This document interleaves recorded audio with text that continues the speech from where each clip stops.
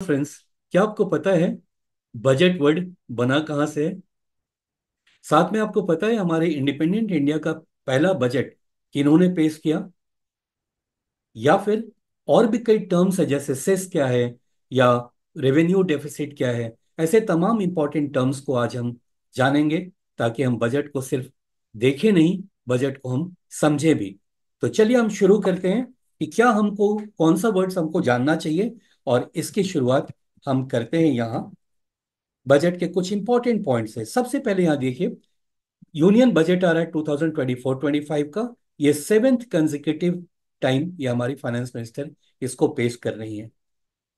Budget आने के पहले जस्ट एक दिन पहले इकोनॉमिक सर्वे पेश किया जाता है, जो हमारा प्रीवियस फिनेंशियल ईयर में क्या अचीवमेंट रहा, जीडीपी ग्रोथ कितना रहा, एग्रीकल्चर सेक्टर में हमारा ग्रोथ कितना हुआ, आईटी सेक्टर में या इंडस्ट्रियल सेक्टर में हमारा ग्रोथ कितना हुआ। ये सारा चीज वैसे ये कल ही खत्म हो चुका, पूरा उन्होंने पेश कर दिया है। आज बस थोड़ी देर बाद ही बजट पेश होने जा रहा है। उसको बजट को सुनने से पहले ये सारे टर्म्स को अगर आप समझ लें तो आपके लिए काफी ये इजी हो जाएगा। तो आगे देखते हैं हम क्या दिया हुआ है। At after presenting the budget, then it is presented and pass by both the houses of Parliament. तो आज जब ये बजट पेश कर लेंगी उसके बाद ये पार्लियामेंट में पेश किया जाएगा, लोकसभा राज्यसभा से इसको पास करा लिया जाएगा आगे के लिए फंक्शनिंग के लिए इसके। This will be the first budget of Modi government after general elections of 2024। Recently election हुआ है, मोदी गवर्नमेंट फिर तीसरी बार पावर में आई है। और ठीक इसके पहले एक इंटरिम बजट भी पेश किया गया था। जब भी ऐसा सिचुएशन होता है, जब गवर्नमेंट कोई इलेक्शन होने वाला है और हमें पता नहीं कि कौन सा गवर्नमेंट आएगा, तो हम एक इंटरिम बजट, एक बहुत ही छोटा सा एक बजट जिससे हमारा फंक्शनिंग नॉर्मल चलता रहे, ये पेश किया जाता है। उसके बाद इलेक्शन के बाद जब भी कोई गवर्नमेंट आ जाती है तो वो फिर डिसाइड करती है कि कहाँ, किस सेक्टर में कितना फंड डाला जाएगा, या फिर इनकम टैक्स स्लैब्स क्या होगा, या ऐसे तमाम बातें। तो अब हमारा ये बजट पेश किया जा रहा है, मगर उसके पहले मैंने कहा हम इंपॉर्टेंट टर्म्स को हम लोग जान लेंगे। सबसे पहले तो ये बड़ा इंटरेस्टिंग चीज है यहाँ पर कि हमारा जो पहला इंडिया का जो बजट पेश किया गया था, ये स्कॉटलैंड के एक बिजनेसमैन थे जेम्स विल्सन। इन्होंने प्रेजेंट किया था 7 अप्रैल 1860 को, और ये ब्रिटिश पार्लियामेंट पे इन्होंने इसको पेश किया था। इंटरेस्टिंग फैक्ट है। चलिए थोड़ा सा और आगे चलते हैं। ये तो पहला बजट था जो इन्होंने पेश किया था 1860 में, 7 अप्रैल को। अब इसके बाद हम लोग अब इंडिया के कॉन्टेक्स्ट में थोड़ा सा और जानते हैं। 1947 में आजादी जब मिली थी, तब लियाकत अली खान पहले इंडियन थे जिन्होंने भारत की इंटरिम सरकार की बजट पेश किया था। यानी ये भी एक इंटरिम बजट था। अभी गवर्नमेंट फुली फंक्शनल था नहीं, बट बजट तो होना चाहिए था। विभाजन के बाद यही लियाकत अली खान पाकिस्तान के प्रधानमंत्री बने थे, पीएम बने थे वहां के। He was the first Indian, also the last, who presented the budget of the undivided India. तब ये अनडिवाइडेड इंडिया था और पहले इंडियन थे ये जिन्होंने बजट पेश किया था। उसके बाद इंडिया पाकिस्तान अलग अलग कंट्री बन गए थे, और फिर इंडिया का बजट किन्होंने पेश किया, चलिए उसको भी हम देखेंगे। फिलहाल नो, ओके, नेक्स्ट पॉइंट यहाँ पर आ रहा है। 6 नवंबर 1947, अब आज़ादी मिल गई थी हमें और इंडिया डिवाइड हो चुका था, इंडिया पाकिस्तान बन चुके थे। तो 6 नवंबर 1947 को आज़ादी के बाद पहला बजट पेश देश के पहले वित्त मंत्री आर के शनमुगम ने पेश किया था। तो पहले फाइनेंस मिनिस्टर थे ये। ये बजट 15 अगस्त 1947 से 31 मार्च 1948 तक के लिए ही किया गया था। राइट। उम्मीद है आपको ये देखिए, ये शनमुगम जी हैं और ये ऑल इंडिया रेडियो पर बोल रहे हैं। So India first union budget of independent India, the budget presented in November 1947 by R K Shanmukham Shetty, was without any tax proposals, and the estimate for total revenue was mere rupees 171.15 crore. आपको पता है शाहरुख खान के building का जो अभी मन्नत जो जिसका नाम है, उसका जो अभी प्राइस है उसका ये हाफ से भी कम है। राइट। ये कितना छोटा सा बजट होगा, हालांकि आज के कॉन्टेक्स्ट में हम देख रहे हैं, उस समय जब आज़ादी मिली थी तो उस समय के लिए पैसा भी बहुत था, तो बहुत बड़ा पैसा था उस कॉन्टेक्स्ट में। फिलहाल रेफरेंस के लिए मैंने यूं ही बताया। Now fiscal deficit was estimated at ₹24.59 crore only. Right. तो थोड़ी सी हिस्ट्री में ही अभी हम लोग चलेंगे, थोड़ी सी और भी चीजें हम लोग समझेंगे। अब देखिए 7 अप्रैल 1760 को भारत का पहला बजट ब्रिटिश संसद में स्कॉटिश बिजनेसमैन के विल्सन, जो मैंने अभी आपको बताया, ने पेश किया था। तब भी वो बजट दस्तावेजों को एक चमड़े के बैग में बुगेट में लेकर गए थे। अब ये चमड़े के बैग में ये पूरा डॉक्यूमेंट वो लेकर आ, आ, ब्रिटिश पार्लियामेंट में गए थे। और यहीं से ये टर्म आया बुगेट। हालांकि इसका ओरिजिन, क्योंकि ये बजट का सिस्टम या ये जो तरीका है, इसके पहले ब्रिटेन से भी पहले फ्रांस में ये चीज किया गया था। और वहां भी चमड़े के बैग में ले जाया जाता था, जिसको बुगेट कहते थे। और वहीं से ये टर्म आ गया बजट। तो इस बुगेट का मतलब होता है चमड़े का, यानी लेदर का। बजट ब्रीफकेस का प्रचलन, तो वो तो बैग था, उसके बाद ब्रीफकेस। और आपने देखा होगा, अगर कुछ साल पहले तक हमारे फाइनेंस मिनिस्टर इंडिया में भी एक ब्रीफकेस में ही, चाहे वो प्रणब मुखर्जी हो या उनके पहले जो भी फाइनेंस मिनिस्टर रहे हों, ये सब लोग एक ब्रीफकेस में डॉक्यूमेंट्स को लेकर आते थे। मगर फिर ये बदला, और फिर अब ये एक बैग में ही आता है। और उसके बारे में भी हम जिक्र करेंगे। तो ये कुछ बड़े इंटरेस्टिंग फैक्ट्स है बजट को लेकर के, हम उसको पहले जान लें, फिर टर्म्स को भी हम जानेंगे। ओके। ब्रिटेन में एक ही ब्रीफकेस को एक दूसरे को सौंपता था। अब वो लोग तो और बचत करते थे भाई। एक ही ब्रीफकेस में कोई फाइनेंस मिनिस्टर ने एक साल किया, अगले साल फिर वही ब्रीफकेस, साथ फिर वही ब्रीफकेस। हम थोड़े से बेहतर काम किए। हमारे यहाँ हर साल नए ब्रीफकेस में चीजों को डालकर ले जाया जाता था।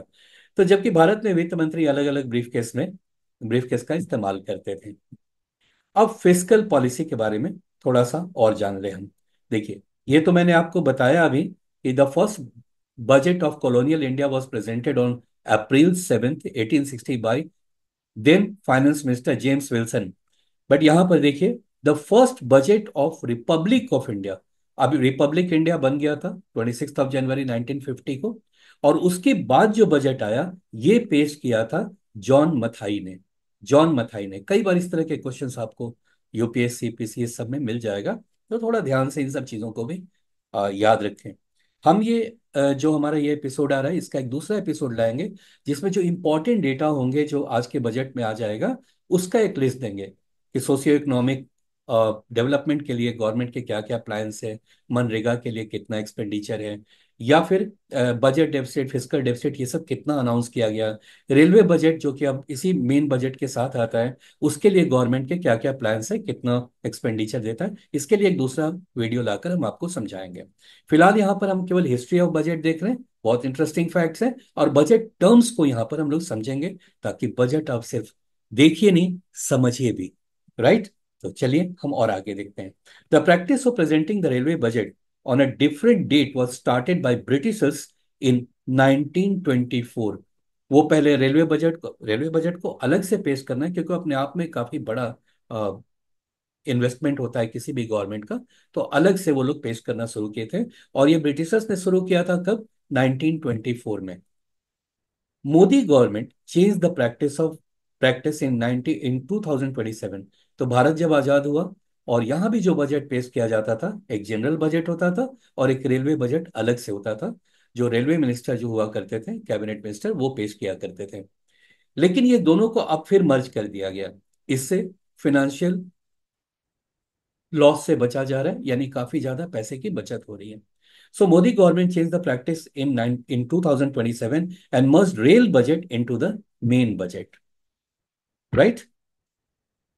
नाउ, ये another very important point, Indira Gandhi was the first woman to present a budget.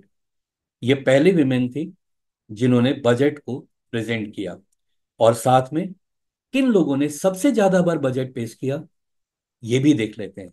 तो भाई, इसका रिकॉर्ड बनाया है मोरारजी देसाई ने, हमारे प्राइम मिनिस्टर थे मोरारजी देसाई ने। उन्होंने बनाया, 10 टाइम्स उन्होंने बजट को पेश किया। पी चिदम्बरम ने 9 टाइम्स, प्रणब मुखर्जी ने 8 टाइम्स, और अब तो 7 टाइम्स के साथ आ गई निर्मला सीतारमन जी। चलिए अब अगले पॉइंट्स की तरफ चलते हैं। और इंडिया डिजिटल होता जा रहा है, तो डिजिटल इंडिया का डिजिटल बजट, चलिए इसके बारे में देखते हैं कि क्या है इंपॉर्टेंट पॉइंट्स। देखिए, इन 2020 2020 में लगभग 161 साल का ये जो हमारा इतिहास है, उसमें पहली बार पेपर्स में ये बजट नहीं प्रिंट किया गया, बल्कि ये एक मोबाइल ऐप में इन सारे डॉक्यूमेंट्स को डाल करके और पेश किया गया। इसका इस ऐप का नाम है मेड इन इंडिया ऐप, और इसमें लॉन्च किया गया। इससे क्या हुआ कि हमारे सारे पार्लियामेंटेरियन जो है, लगभग अराउंड फाइव, मोर देन 550 जो हमारे इसमें हैं, लोकसभा के मेंबर्स हैं, या 250 के आसपास राज्यसभा के मेंबर हैं, सबको बुकलेट देना, पूरे स्टेट्स में वो बुकलेट को भेजना, ये अपने आप में इसका प्रिंटिंग और प्रिंटिंग कॉस्ट, ये काफी ज्यादा मेहनत का और कॉस्टली चीज था। इसे एक झटके में इन्होंने कम कर दिया, और पूरा बजट अब पेश किया जाता है डिजिटली, राइट। और ये किस ऐप में आता है वो याद रखिएगा, मेड इन इंडिया ऐप में ये दिया गया। 2015 में, अब ये ऐसा नहीं है 2020 में तो एनुअल बजट लाया गया, उसके पहले एक्सपेरिमेंट हो चुका था। हिमाचल प्रदेश में पहली बार 2015 में ही ऐसा डिजिटल बजट पेश किया गया था, और ये पाया गया कि इससे लगभग लगभग कितना, मैं अभी डाटा दे दे रहा हूँ, लगभग 15 करोड़ रुपए की बचत हुई थी। तो एक राज्य में, एक स्टेट के लेवल पे 15 करोड़ का बचत हुआ, और सारे 28 राज्य में अगर ये चीजें लागू हो तो आप सोचिए कितना गवर्नमेंट का बचत होगा। दूसरा, सेंट्रल गवर्नमेंट के लिए हमारा जो यूनियन बजट आ रहा है, ये तो काफी ज्यादा वॉल्यूमनस होता है, और इसको एक कॉम्पैक्ट तरीके से, डिजिटल तरीके से इसको पेश कर दिया गया। तो हमारे को ये याद रखना है, 2020 में पहली बार सेंट्रल गवर्नमेंट ने बजट पेश किया था डिजिटल प्लेटफॉर्म पे, डिजिटल तरीके से। और हालांकि उसके पहले 5 साल पहले ही हिमाचल प्रदेश में इस तरीके का कवायद कर दिया गया था, जिसमें 15 करोड़ का सेविंग्स हुआ था। अब हम जानेंगे तीन टर्म जो बहुत ही कंफ्यूज करता है लोगों को, वो है कॉरपोरेट टैक्स, एक्साइज ड्यूटी और कस्टम्स ड्यूटी। ये तीनों को हम जान लें। देखिए, कॉरपोरेट टैक्स लगाया जाता है, पहले तो ये जान लीजिए कि टैक्स लगाया जाता है इंसानों पे, राइट। तो इंसानों पर जैसे आप इनकम टैक्स देते हैं, वैसे कॉरपोरेट टैक्स जो बिजनेस वर्ल्ड में जो लोग रिलेटेड हैं, जिनका अपना बिजनेस है, कुछ प्रोडक्शन हो रहा है, उनका जो इनकम हो रहा है, उस पर जो टैक्स लगता है उसे कॉरपोरेट टैक्स कहते हैं। सो कॉरपोरेट कंपनियों या फर्मों को अपनी कमाई पर टैक्स, सरकार को टैक्स देना होता है, इसे ही कॉरपोरेट टैक्स कहा जाता है। Next, excise duty and customs duty, ये दो तरह का ड्यूटी है, excise duty and customs duty. अब देखिए, एक्साइज ड्यूटी यानी उत्पाद शुल्क, देश के अंदर बनने वाली सामानों पर जो टैक्स लगता है उसे एक्साइज ड्यूटी कहते हैं। ये बिजनेसमैन जो काम करते हैं, उनका कुछ प्रोडक्शन होता है, इस प्रोडक्शन पर जो सरकार टैक्स या ड्यूटी लेती है उसे एक्साइज ड्यूटी कहते हैं। और फर्दर ये जो चीजें हैं, ये एक्सपोर्ट के लिए जाती हैं, तो एक्सपोर्ट इंपोर्ट पर भी उनको ड्यूटी देना होता है, और that is called customs duty, right. तो ये तीनों समझ ले, कॉरपोरेट टैक्स लगाया जाता है जो बिजनेसमैन है उन पे, शॉर्ट टर्म में ऐसे ही समझ ले। एक्साइज ड्यूटी जो हमारे कंट्री में जो प्रोडक्शन होता है उस पर जो ड्यूटी लगता है, दैट इज एक्साइज ड्यूटी। और कस्टम्स ड्यूटी होता है जब हम एक्सपोर्ट इंपोर्ट से रिलेटेड काम करते हैं, राइट। तो तीनों पॉइंट्स जरूर आप याद रखेंगे। और अब देखते हैं the union budget 2024-25 presented by union finance minister Nirmala Sitharaman. Budget terms understand ABC of the budget in a better way. तो चलिए हम देखते हैं इसे बेटर वे से कैसे समझा जा सकता है। और while the words are not mention just for Einstein, जी हाँ, ये यहाँ ये कहा जा रहा है कि ये ऐसा नहीं है कि सिर्फ आइंस्टीन को समझ में आएगा, जिनका आईक्यू लेवल बहुत हाई था। हम कॉमन मैन भी इसको बहुत आराम से समझ सकते हैं, ऐसा बिल्कुल ही हो सकता है। अभी आपको ये नजर आ जाएगा। So let us try understand some of those common business jargons and save ourselves from shocks. तो आपको शॉक नहीं लगे अगर कोई कह दे भाई कि आप बताएं हमारा एनुअल फिनेंशियल स्टेटमेंट में अभी फोकस किस तरफ था। अब हमने बचपन से ये सुना है कि एनुअल बजट या बजट, लेकिन हमें एनुअल फिनेंशियल स्टेटमेंट के बारे में नहीं पता हो तो थोड़ा मुश्किल में पड़ सकते हैं। ये दोनों ही सेम चीजें हैं, दोनों में कोई फर्क नहीं है। एनुअल बजट बोलो या एनुअल फिनेंशियल स्टेटमेंट, ये थोड़ा ज्यादा इकोनॉमिक टर्म हो जाता है। एनुअल फिनेंशियल स्टेटमेंट, हमारे को पैसा आएगा कहाँ से और हम पैसा खर्च कहाँ करेंगे, ये सारा फिनेंशियल चीजों के बारे में इसमें बात होता है बजट में। तो चलिए, पहले इंपॉर्टेंट टर्म्स और हमको क्या क्या जानना है। देखिए, एनुअल फिनेंशियल स्टेटमेंट क्या होता है, इंटरिम बजट क्या होता है, साथ में हम जानेंगे budget deficit, revenue deficit, fiscal deficit, फिर कंसोलिडेटेड फंड क्या है, कंटिजेंसी फंड क्या है, पब्लिक अकाउंट क्या है। तीन और टर्म बहुत इंपॉर्टेंट है, रेवेन्यू किसे कहते हैं, कैपिटल किसे कहते हैं, और सेस क्या होता है। अगर आप इतने ये 10 टर्म्स अगर आप समझ लेते हैं तो पूरा बजट बहुत आसानी से आपको समझ में आएगा। इसके अलावा तो ये होता है कि कितना पैसा किस सेक्टर में गवर्नमेंट प्लान कर रहा है डालने के लिए। तो चलिए हम शुरू करते हैं। सबसे पहले तो यहाँ ये जानते हैं कि गवर्नमेंट को इनकम होता कहाँ से है? तो टैक्सेस से होता है, इंटरेस्ट पेमेंट लोग करते हैं या कंट्री करता है, कहीं पर हमने इन्वेस्टमेंट किया वो उस पे, उससे इनकम होता है, या selling of asset lands, like railway tracks. Britishers के टाइम से रेलवे ट्रैक के पास में बहुत सारा जमीन है, सरकार धीरे धीरे बेच करके यहाँ से भी जो कि यूजलेस पड़े हुए हैं उसको सेल ऑफ करके वहां से फंड रेज करती है, या पब्लिक सेक्टर यूनिट्स के जो शेयर्स हैं उसको सेल ऑफ करके गवर्नमेंट फंड रेज करती है। एक्सपेंसेस आप समझ लीजिए, गवर्नमेंट को अपने एम्प्लॉयज को सैलरीज देना होता है, roads construction, bridges construction, AIIMS है या आईआईटीज है, ऐसे तमाम जगह पे गवर्नमेंट का एक्सपेंडिचर होता है। फिना आप डिफेंस में गवर्नमेंट का मेजर एक्सपेंडिचर होता है, एजुकेशन में बहुत मेजर एक्सपेंसेस होता है। तो ये सब इनकम कहाँ से होता है, एक्सपेंडिचर कहाँ से होता है, ये एक मोटे तौर पे बात को आपको समझा दिया गया। अब हमको देखना है कि बजट डेफिसिट, अब एक एक करके समझते हैं बजट डेफिसिट क्या होता है। तो देखिए, मान लीजिए आपके घर का, एकदम पहले सिंपल अपने घर से ही पॉइंट्स को समझ लें। आपके घर का इनकम है मान लीजिए 1,000 रुपीज, आपके फादर की सैलरी जो लोन पर्सन है जो पैसे लाते हैं उनका सैलरी है 1,000 रुपीज। मम्मी ने बजट बनाया 1,200 का, जिसमें grocery, school fees, medicine etcetera सब चीज को जोड़ा, तो ये टोटल आ गया इनका 1,200। इनकम है 1,000 रुपीज, बजट बन गया 1,200 का। ये जो डेफिसिट हुआ 200 रुपए का, यही है बजट डेफिसिट, राइट। जो ज्यादा इंपॉर्टेंट चीज है या ज्यादा मुश्किल भरा चीज है वो ये है रेवेन्यू डेफिसिट। पहले मैं एकदम एक और दूसरे टर्म में आपको समझाता हूं। मान लीजिए कि आप कोई एक पिक्चर हॉल बनाना चाहते हैं, ठीक है, एक कैपिटल रेज करना चाहते हैं, और ये पिक्चर हॉल बनाने में आपको 1,000 रुपीज का पैसा लगेगा, स्पेंड करेंगे आप तो ये पिक्चर हॉल बनेगा, ऐसा आपने बनाया। और आपने ये सोचा कि जब पिक्चर हॉल बन जाएगा तो एक साल में जो हमारा रेवेन्यू आएगा, जो पैसा आएगा, वो 1,500 आ गया, यानी 1,500 आएगा, क्योंकि हम उसमें कोका कोला बेचेंगे, वैसी वेंडिंग मशीन लगा देंगे, पॉपकॉर्न बेचेंगे, टिकट से हमको बहुत सारा रेवेन्यू आएगा, कुछ और एडवर्टीजमेंट से रेवेन्यू होगा, ऐसे तमाम चीजें जोड़कर आपने ऐसा बनाया प्लान कि आपको 1,500 रुपीज मिलेगा। यानी पिक्चर हॉल बनाने में 1,000 रुपीज का स्पेंड करेंगे आप, और आपको टोटल पैसा आएगा 1,500। बट हुआ ये कि आपका पिक्चर हॉल तो बन गया, 1,000 रुपीज ही लगा, लेकिन जो रेवेन्यू आया, आपने पॉपकॉर्न बेचा, चीजें बेची, दाम इतने ज्यादा रख दिए कि आधे लोग देखकर, प्राइस देखकर ही नहीं खरीदे, या जो कुछ भी हुआ, आपको जो इनकम आया वो आया 1,200 का। पैसा जो आया आपके पास 1,200, 1,000 रुपीज आपका एक्सपेंडिचर था, 1,200 आपको रेवेन्यू आया। अभी भी आप 200 के प्रॉफिट में हैं, हायर साइड में है, प्लस साइड में है, बट स्टिल आपका जो टारगेट था वो 1,500 का था, लेकिन आपको मिले 1,200 ही। ये जो 300 कम हुआ, दैट इज रेवेन्यू डेफिसिट। अब इसी को दूसरे टर्म में यहां समझ लें। अगर इतनी बातें क्लियर है तो ये भी आपको क्लियर हो जाएगा जो अभी मैं दिखा रहा हूं।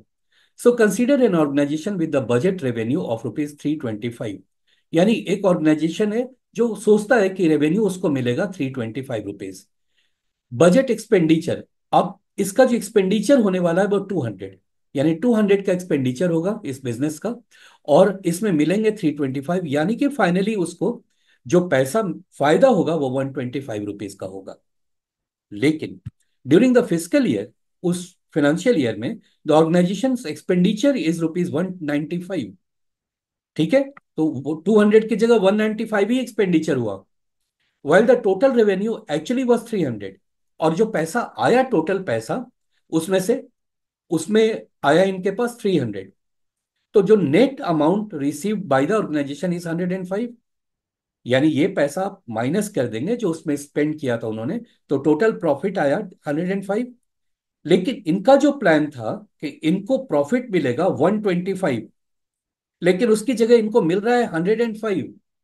तो ये जो 20 रुपीज का जो लॉस या कमी है जो उनके टारगेट से, यही प्रोजेक्टेड, जो कि प्रोजेक्टेड रिसीट से 20 रुपीज कम है, यही है revenue deficit.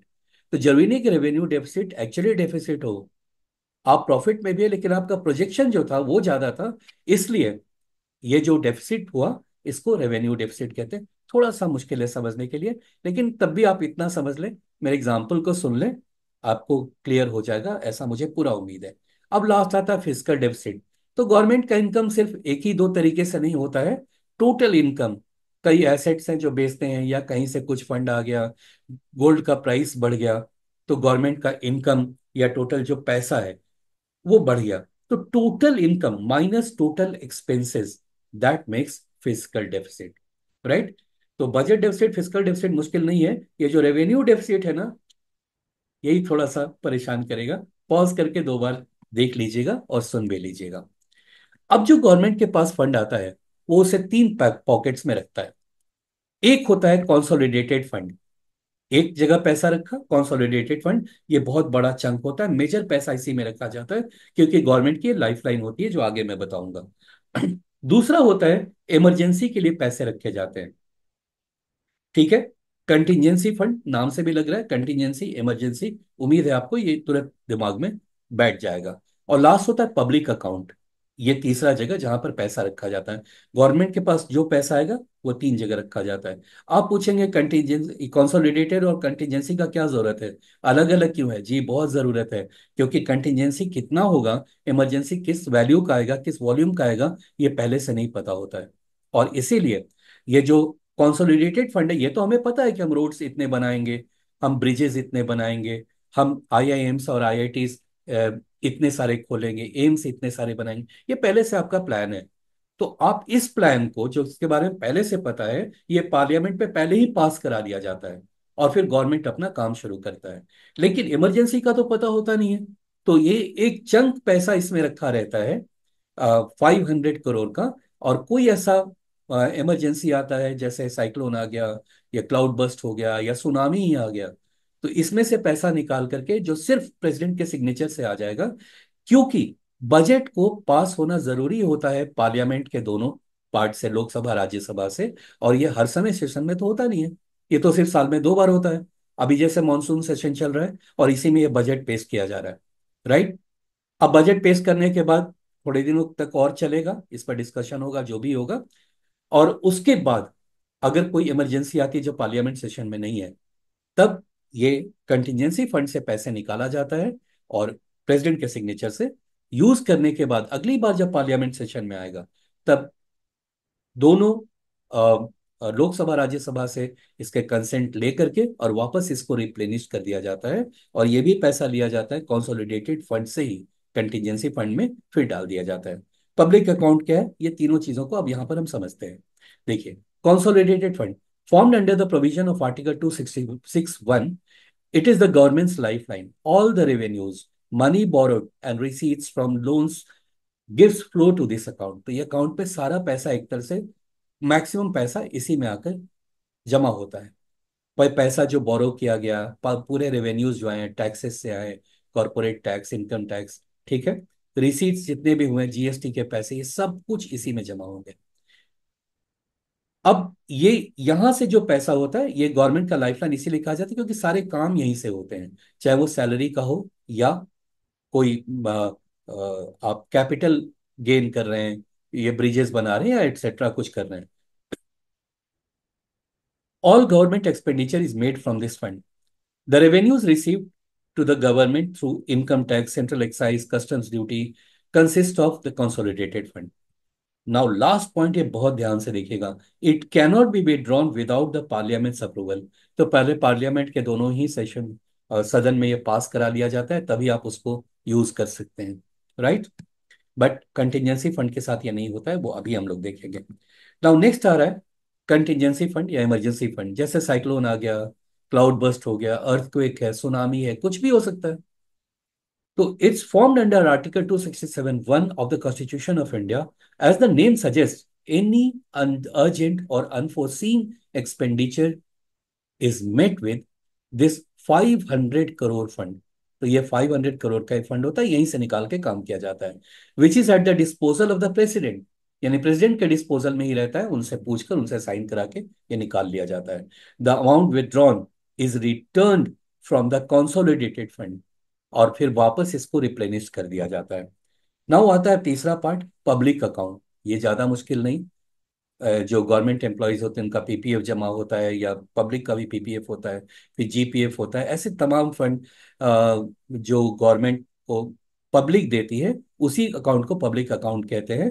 This is an account where the government acts more like a banker, as this is a collection of money belonging to others such as public provident fund. ये दूसरे का पैसा होता है, गवर्नमेंट इससे लेकर खर्च नहीं करता, बस एक उसको संभाल कर रखता है, और जब उसका मेच्योरिटी पूरा होता है तब ये दे दिया जाता है वापस। एक तरह से बैंकर का ये काम होता है। अब आता है सेस क्या है। तो देखिए, बहुत सारे गवर्नमेंट के प्लान्स होते हैं। जैसे हमने प्लान किया कि हम रोड बनाएंगे, ये बनाएंगे, वो बनाएंगे, इतना पैसा जो मुझे मिलेगा इसमें ये सब काम करेंगे। लेकिन फिर हमें मान लीजिए लगता है कि नहीं, एडुकेशन पे और ज्यादा पैसे खर्च होने चाहिए, और ज्यादा इसको जरूरत है इसके डेवलपमेंट के लिए। ऐसे केस में सरकार, चूंकि उस रेवेन्यू से ये काम नहीं हो सकता है, तो 2% सेस लगा देता है। कई बार आप पेट्रोल कभी लेना, तो उस पर आप देखिएगा बिल पर सेस लिखा होगा, सेस 2%। या फिर आप कहीं बड़े रेस्टोरेंट में आप खाने जाते हैं, वहां भी जो बिल होगा उसमें भी सेस के बारे में मेंशन रहता है। अब इसी चीज को हम यहां समझ लेते हैं। During the time of presenting the budget, if a project or purpose is of prime importance, the government at times is expected to raise some extra capital for the same. In the process to raise that particular amount, the government can't increase the tax across.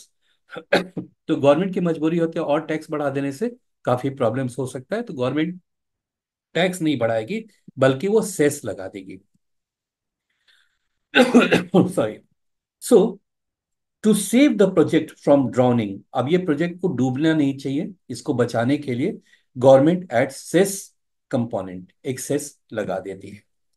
तो friends, ये थे सारे important major points, पूरे 12 point जो आपको जानना चाहिए, तब आपको बजट और बेहतर तरीके से समझ में आएगा। तो वॉचो यानी देखिए बजट को, और इन सब पॉइंट्स पर बहुत ध्यान देंगे, इनको, इस डेटा को आप नोट भी कर लें। वैसे मैंने बोला है कि दूसरा एक और हमारा वीडियो इसके बाद जाएगा, जिसमें सारे इंपॉर्टेंट जो डेटा होंगे गवर्नमेंट के, वो एक ही जगह कलेक्ट करके हम आपको दे देंगे, ताकि आपके आने वाले एग्जाम्स में, चाहे आप यूपीएससी दे या कुछ भी, कोई भी एग्जाम, वहां के लिए बहुत इंपॉर्टेंट होंगे ये। तो आपको यहाँ ध्यान देना है, बजट डेफिसिट गवर्नमेंट क्या अनाउंस कर रहा है, कितना है, रेवेन्यू डेफिसिट कितना है, और फिस्कल डेफिसिट, ये तीनों बहुत इंपॉर्टेंट है। इनकम टैक्स स्लैब्स क्या गवर्नमेंट डिसाइड कर रहा है, क्योंकि इससे आम पब्लिक पे बहुत इफेक्ट पड़ता है, स्पेशली वर्किंग क्लास पे, मिडिल क्लास पे बहुत फर्क पड़ता है। फिर socio economic development programmes government का क्या क्या बजट है, विमेन एंड चिल्ड्रन के लिए क्या बजट है, मनरेगा के लिए क्या बजट है, ऐसे तमाम चीजें, एडुकेशन, विमेन एंड चिल्ड्रन, मनरेगा, इन सब चीजों पे कितना बजट है गवर्नमेंट के, बहुत इंपॉर्टेंट है। एडुकेशन के लिए, डिफेंस के लिए, ये सारा आप एक जगह जरूर नोट करेंगे, जरूर ध्यान देंगे। टर्म्स आपको समझ में आ गया। अब तो सिर्फ ये देखना है कि उसके लिए अलॉटमेंट या कितना गवर्नमेंट पैसा सैंक्शन करने के लिए तैयार हो रहा है। और साथ में रेलवेज जो अब मर्ज कर दिया गया, रेलवे बजट के लिए गवर्नमेंट कितना एलोकेशन रखता है, कौन कौन से नई ट्रेन आने वाली हैं, क्या बुलेट ट्रेन अभी आ रहा है, मेंशन तो जरूर करेंगे हमारी फाइनेंस मिनिस्टर। तो चलिए, अब देखिए अब बजट, हम उम्मीद करते हैं आपको बहुत अच्छे से समझ में आएगा, और नेक्स्ट वीडियो बहुत जल्द आ जाएगा, जिसमें पूरे डेटा होंगे। Thank you so much for watching.